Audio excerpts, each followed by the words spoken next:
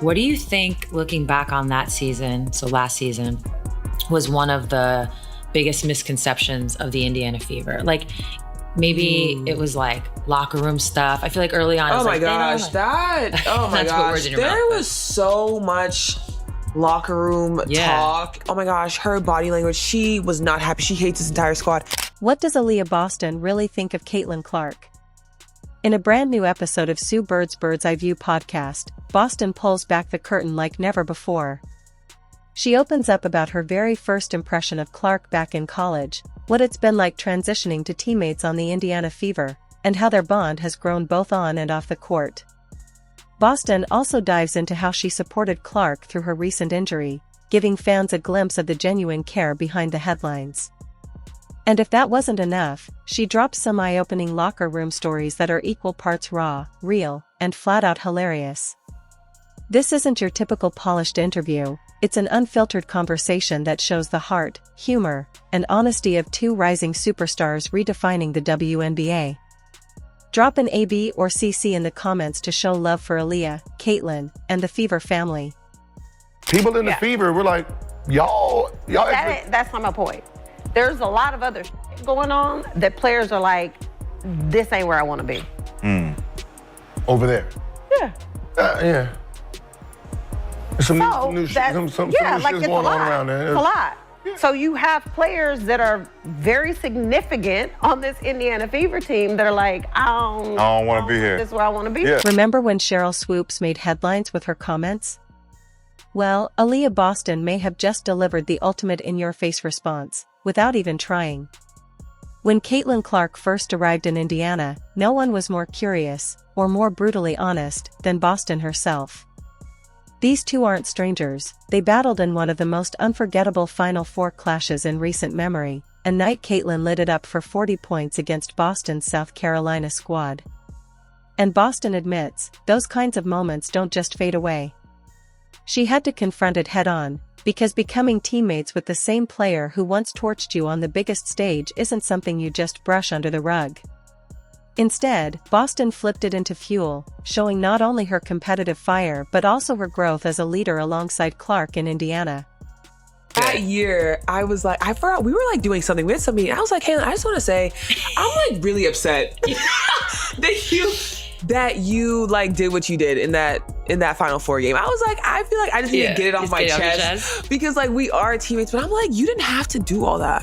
Like you did not have to go for 40 on our dome. Like, girl, we could have just had fun. Yeah, but after that, it was like cool because obviously now we're on the same team, so you don't worry about that. But I always thought it was funny because I'm like, we just went from competing against each other, you beating us, and now we're on the same team. It's like, I was like, girl, it's okay, I get it. I'm not mad at you for real, but I am. Because like, why would you do that? What does Aaliyah Boston really think of Caitlin Clark?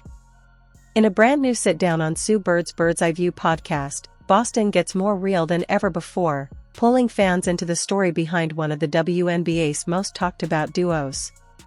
She takes us back to her first impression of Caitlin during their college battles, breaking down how that fierce rivalry turned into respect once they became teammates on the Indiana Fever. Boston doesn't shy away from the details, she shares how their relationship has grown, how she supported Clark through her injury, and even drops some unfiltered locker room stories that are already making waves. The conversation is filled with laughter, honesty, and moments that show just how genuine their connection really is. This isn't just another feel-good interview, it's raw, refreshing, and a rare look at two young stars navigating the spotlight together. Drop AB and CC in the comments if you're rocking with Aaliyah, Caitlin, and the Fever's rise. Girl, you did the thing, made the joke, moved on. That's really what it is. And then you kind of just move on. You're like, listen, we're on the same team now, so let's whoop some butt. Let's do it. 100%. As the season went on, their chemistry became one of the most undeniable storylines in the league. Aaliyah explained that what makes their connection so special goes far deeper than numbers on a stat sheet. It's built on trust, intuition, and an almost unspoken rhythm, knowing exactly when to roll, when to cut, and when to seal without ever having to call for the ball.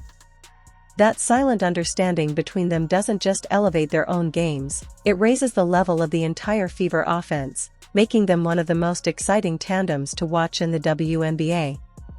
Well, you guys do complement each other. Yeah. And I hear you that it takes time, but like, what do you think it is about each of your games that works well? Like, mostly in the pick and roll. We'll talk pick and roll. I think honestly, one, like Caitlyn, the attention she gets, right? Yeah. Like teams are like up. Like if they're under and dropped, that shot's going up. Because I'm going to set a good screen, that shot's going up and she's getting it. And then it's like, okay, well, now I'm going to step up. And she's just a phenomenal passer. Like her angles, like she knows exactly where to get it. Caitlyn's passing vision paired with Aaliyah's elite positioning has created a connection that feels effortless, yet unstoppable. Their ability to read each other in real time has quickly made them one of the most electric duos in the league. What's even more impressive is the detail behind it. Aaliyah revealed that she literally watches Caitlyn's eyes to anticipate her next move, a subtle but powerful glimpse into the way they operate. That kind of unspoken communication isn't just about natural talent, it's about a shared basketball IQ that's already advanced and still growing. If this is how sharp they are in year one, just imagine what's coming next. The way she sees the floor, I think is great. And then for me, it's always like, I'm always going to get in her pocket because I know that she's looking to pass that ball and she wants to get us in the best position. And so for me, it's like, okay, well, I'm looking at your eyes. So once I see your eyes, I'm there. You don't have to say anything. I'm going. When Caitlin Clark arrived in Indiana, it wasn't just a roster move. It was a seismic shift in the spotlight. Overnight, the Fever went from rebuilding quietly to living under a microscope where every possession, every shot, and every mistake was magnified. Aaliyah Boston opened up about just how chaotic those first few weeks felt, adjusting to a brand new offensive rhythm, navigating unfamiliar dynamics, and trying to meet sky-high expectations from fans and media alike. Instead of being given the space to grow together, the team was instantly judged as if they were a ready-made super squad, and every stumble was painted as failure. For Boston, it was a crash course in handling pressure at the highest level while staying locked in on building something real with her teammates. The quote-unquote Caitlin Clark effect is definitely real. I think we all feel it in our unique ways. 100%. Yeah. How did you experience it? Like, I know early on you talked about logging off social media. Like, what did you just learn in that period of time? And by the way, the social media aspect is not Caitlin's fault. No. So it's like, but what did you learn just like in that period of time? Yeah, I mean, everyone loves Caitlyn. They love watching Caitlyn. Yeah. And so I think that just brings so much eyes. And I think for our league, that's great. Like, that is great for us. You have so many people coming in, they're watching. Like I always say, like, they might come in for Caitlyn and they leave and they're like, dang, this girl's a hooper too. Yeah. Oh, I like her. Like, You're seeing you it hear in so many people say it. You hear, like, everyone says it. And I think you just kind of embrace that. The media frenzy only poured gasoline on the fire. Every missed pass was turned into a headline, every awkward moment into a full-blown narrative. Strangers online were dissecting Aaliyah and Caitlyn's body language like it was film study, crafting conspiracy theories out of simple growing pains. For Aaliyah, it became overwhelming. She's already her own toughest critic, carrying the weight of expectations and the responsibility of being a franchise cornerstone. The last thing she needed was a chorus of trolls questioning her chemistry with a teammate she was still learning to sync with. So, she made a choice. She logged off, shut out the noise, and focused on what mattered most, the game and the bond she was building inside that locker room. A lot of it too can be people that are trolling. A lot of people that are talking. But for me, it's like, I am someone that already puts so much pressure on myself. And so for you to come in and tell me like, dang, you're like the worst postman I've ever seen in my life. It's like, you know what? Hear me out. I'm going to leave. Yeah. You can stay. I'm going to exit. But Aaliyah never pointed fingers at Caitlyn. In fact, it was the opposite. She openly praised Clark for what she's brought to the league, the energy, the spotlight, and the wave of new fans that have taken the WNBA to another level. What Boston pushed back on wasn't her teammate, but the narrative, that unfair, unrealistic expectation that two young stars could just walk onto the court and be flawless together overnight. Chemistry doesn't work like that, and she knew it. Now that they've had the time to grow, to understand each other's games and rhythms, the results are undeniable. The connection feels natural, the confidence is real, and the Fever have become must-see basketball because of it. Hey, there's a lot of shit going on. What kind of things do you say? I'm not in the locker room. Okay. But this, I'm talking about more social media. Okay. It's a turn. Right? It's a turn, right? It's really a turn of the tides. Well, right? Gil, here's my point. The beginning of the year, right? Everybody saw it. But then came the drama, or at least the internet's version of it. Out of nowhere, whispers started flying about the Fever locker room, rumors of beef, bad blood, silent treatment, you name it. Fans and media ran wild with theories, convinced they had uncovered some deep rift between Aaliyah and Caitlyn. Meanwhile, the truth couldn't have been more different. Aaliyah was literally just waking up from a nap when she saw the chaos online. She logged in, scrolled through the noise, and could only laugh. Turning to her teammates, she jokingly asked, "Y'all good?" That was the extent of the so-called tension, a made-up storyline that collapsed the second the players themselves looked at it. Oh my gosh, there was so much locker room talk, and everybody I talked to were like, we vibe, we're good. I was like, what are we talking about? Like, it's so easy for people to just make all these assumptions. Some people are like, oh my gosh, her body language, she was not happy, she hates this entire squad. I don't know, sometimes when you have a bad game personally, that takes a toll on you. Yeah, it's 100%. Not that you don't like the team, it's not you, but that takes a toll on you. Every single night we come out, we want to play good. And so like all the time there were locker room talks. I forgot what was the conversation one time. I woke up from my nap, getting ready to go to pregame. People are like, oh, they hate each other. We walked in the locker room, we're like, girl, you good? Yeah. I'm like, I just woke up. I couldn't tell you what's happening right now, but all I know is we about to hoop. At 7 p.m. we got it. Aaliyah made it crystal clear, all those swirling stories were just noise. The reality was far simpler. The Fever were locked in, unified, and zeroed in on one mission, winning. This wasn't a team divided, it was a group that protected its locker room and, more importantly, protected each other. While the outside world tried to write the script with rumors and drama, the players didn't bite. They stayed quiet, kept their heads down, and let their chemistry speak the loudest where it mattered most, on the court. I hate when people get into this whole talking about what they think our locker room is like and what they think. I'm like, first of all, you're not in here. No. So you have no idea. And also, we're professionals. So if we want you to see something, you'll happily see it. If we don't, I guarantee you, you would never know there's a single problem. Why? Because that's none of your business and we have more priorities and that's... So, to all the internet detectives and couch coaches who thought they cracked the code, maybe next time, sit this one out. Because what's really happening in Indiana isn't drama, it's danger, for every other team in the league. The Fever's 2024 playoff return may have been brief, but for Aaliyah Boston, it was anything but meaningless. She looks back on that series against Connecticut with a blend of pride and frustration, knowing just how close they were. Game 1 slipped through their fingers, but by Game 2, they were right there trading blows. The difference wasn't talent, it was experience. Connecticut's veterans knew exactly how to navigate playoff pressure, when to deliver the knockout punch, and how to seal the deal. For Boston, that was the real takeaway. The Fever weren't outclassed, just outseasoned. And next time, they'll be ready. You learn from it. It's like, we say it all the time in our season now, like margin of error is so small, but when you're going up against a squad that has vets that have been in playoffs, that have won, it's like they know exactly what to do. Did you feel a jump in there was a jump in intensity and energy. Isn't it crazy? It's palpable. Insane. Like the very first game when we played against Connecticut, like it was close and then they kind of just, they took it and they ran with it. And then the second game, it was like, we were right there. And then I feel like What stuck with Aaliyah most wasn't simply the sting of the loss. It was the conviction that if they had managed to force a third game back in Indiana, the Fever could have taken it. That belief, that sense of being right there, ignited something deeper. It's one thing to make the playoffs, but it's another to walk away feeling like you never truly got your shot. That unfinished business has become fuel, the kind that sharpens focus and hardens resolve. For Boston and the Fever, it's not just about returning, it's about proving that this next chapter won't end the same way. This time, they plan to write a different ending. Because honestly, I think if we had brought it back to Indy, we were gonna get it. No, we were, because we had just beat them at home.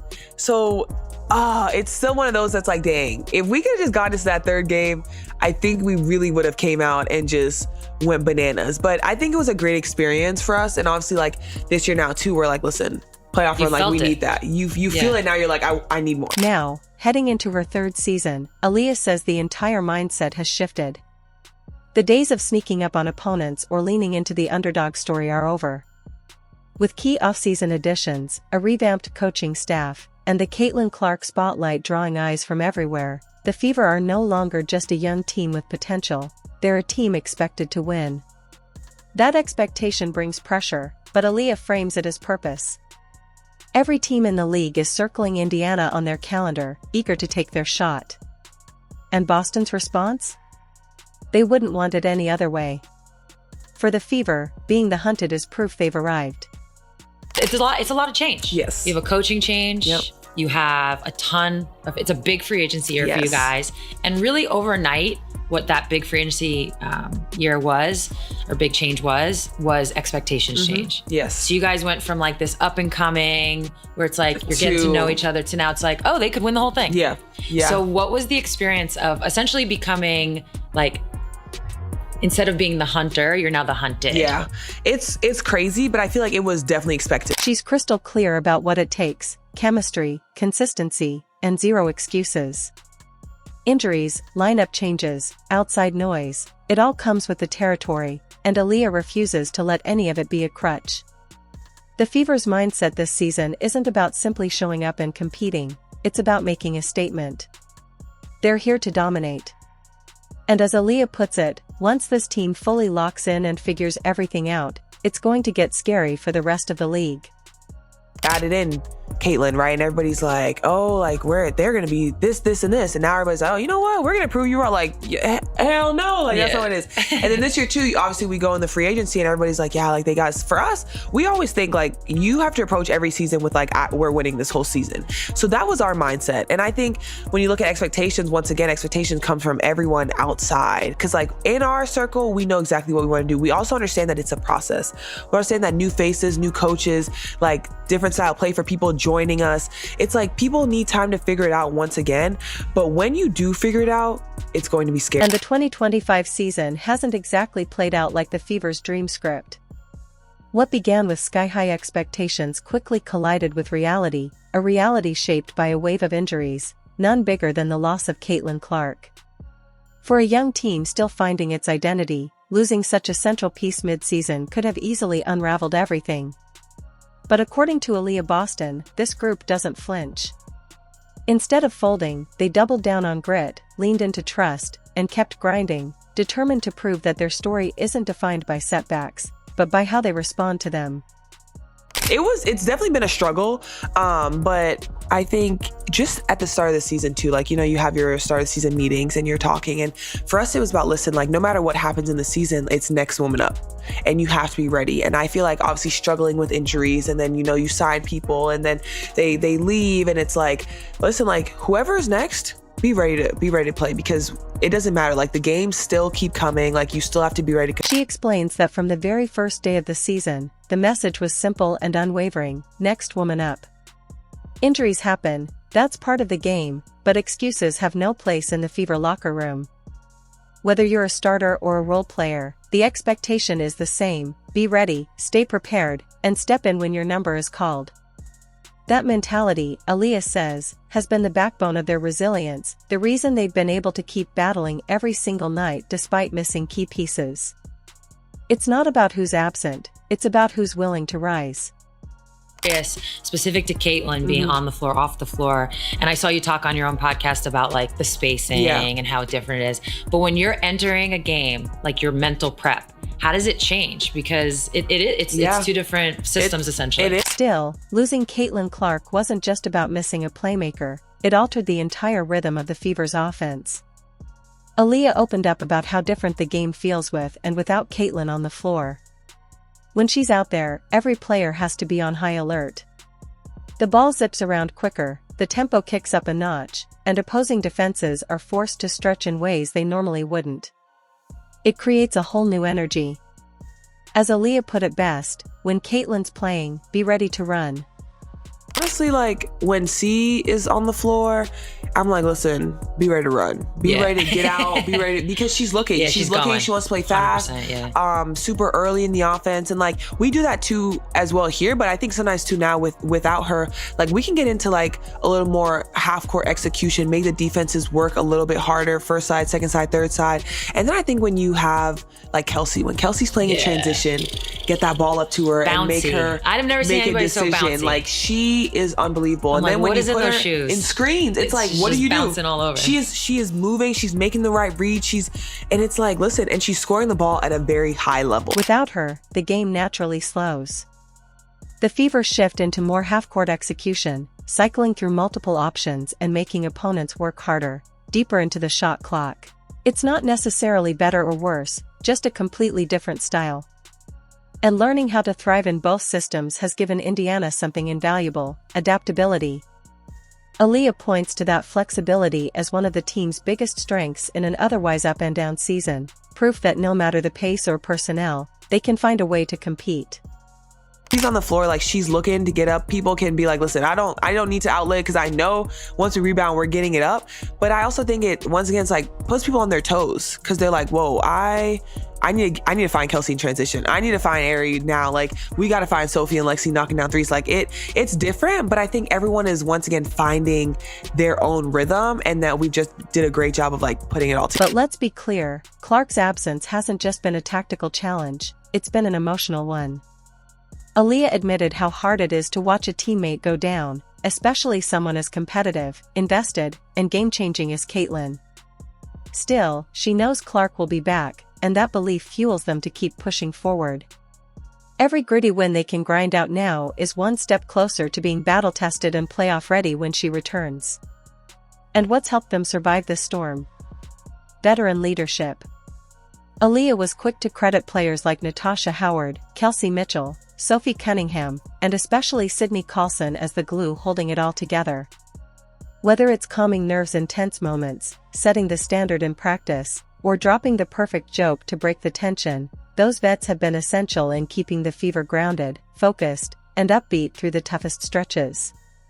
Impact has having more vets on the team, because that's a little different from your first 2 years. Yeah, no, seriously, I think it's been great. Seriously, it's been a blessing for me. It was crazy. We were just talking to Sid about this on the plane ride over here, and I was like, listen, like it's great to have you guys because like we're young players, and like sometimes we still have that mindset of like, oh my gosh, I need to be perfect. Like I need to, and having vets like Tosh and Sid, like honestly, like I know everyone thinks Sid like the comedic person, like so funny, but I think getting to know Sid and who she is, she's like the best person for any locker room and for our locker room. Aaliyah even shared a story about Sydney Colson that showed just how much more there is to her than being the team's comedic spark.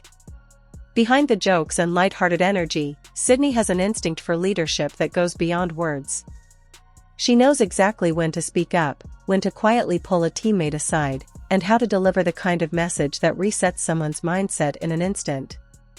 That, Aaliyah says, isn't something you can coach, it's something you feel. And in a season full of turbulence and challenges, that presence has been everything. Sydney always seems to know the exact thing to say, and it's made all the difference in keeping the Fever together. She knows exactly what to say. She knows exactly how to say it, how to be in your ear and just continuously talking to you. And it's just like, it's perfect. I told her, I was like, listen, I hear you talking. Sometimes I'm like trying not to crash out internally, but I promise I'm hearing what you're saying. Like I really am. And I think just having those vets, like vets that know how to win, but also know how to like tell you like, you're good. You're good. It's a process. The journey, not every game is going to be great, but keep shooting. Yeah. And I feel like that's like how we've been with each other, is that mindset of like every shot you take, be confident. So while the 2025 season may have opened with more setbacks than highlights, the Indiana Fever have turned it into a masterclass in resilience. They've learned to win ugly, to bend without breaking, and to trust each other when the pressure's at its highest. Every injury, every lineup shuffle, every piece of outside noise has only toughened them. And now, in the WNBA semifinals against the defending champion Las Vegas Aces, that toughness is on full display. The series is headed back to Indiana, and the energy is electric, razor sharp, with every possession feeling like a dogfight. What makes this run even more remarkable? The Fever are battling through injuries to 6 key players, yet instead of folding, they've leaned into the chaos. At the heart of it all is Aaliyah Boston. As head coach Stephanie White put it, she's been the team's rock, balancing fierce competitiveness with emotional leadership, showing the entire league what it means to refuse to be defined by adversity. This isn't just about surviving, it's about sending a message. The Fever may be battered, but they are never beaten. Aaliyah Boston didn't just show up this season, she leveled up, carrying the team through injuries, media storms, and relentless expectations. And alongside Caitlin Clark and the rest of this fearless squad, they've turned doubt into fuel and adversity into identity. The Indiana Fever are here. They're for real. And they're just getting started. If you've been sleeping on them, it's time to wake up, because the best is still to come. Drop A, B, and CC in the comments to show love for Aaliyah, Caitlin, and the Fever. Don't forget to like, subscribe, and turn on notifications so you never miss a moment. Click the video on your screen, and we'll see you in the next one.